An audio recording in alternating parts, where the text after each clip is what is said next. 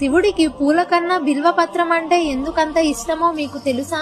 ఒక రోజు అడవిలో దారి తప్పిన ఒక నిరుపేదుడు రాత్రి భయంతో వణికిపోతూ ఒక బిల్వ చెట్టు కింద కూర్చున్నాడు. అతనికి నిద్ర రాలేదు. మనసు నిశ్చలంగా ఉండేందుకు చెట్టు నుంచి ఒక్కో బిల్వపత్రం తెంచి కింద పడేస్తున్నాడు. కానీ అతనికి తెలియదు ఆ చెట్టు కింద ఉన్నది శివలింగం అని. రాత్రంతా తెలియకుండానే బిల్వపత్రాలు శివలింగంపై వేస్తూనే ఉన్నాడు. ఆ క్షణంలోనే శివుడు ప్రసన్నుడయ్యాడు. ప్రాతకాల సమయంలో స్వప్నంలో శివుడు దర్శనమిచ్చి ఇలా అన్నాడు, తెలియక చేసినా సరే నిన్ను నడిపించిన నీ మనసే నాకు భక్తి అని. ఆ భక్తిని మెచ్చిన శివుడు నిరుపేద జీవితాన్ని ధనధాన్యాలతో సుఖ సంతోషంగా మార్చాడు. అసలు బిల్వపత్రం ఎందుకంత ప్రత్యేకం అంటే దానికి 3 ఆకులు ఉంటాయి. అవి బ్రహ్మ, విష్ణు, మహేశ్వరులు గతం, వర్తమానం, భవిష్యత్తు, శరీరం, మనసు, ఆత్మ అని అంటారు.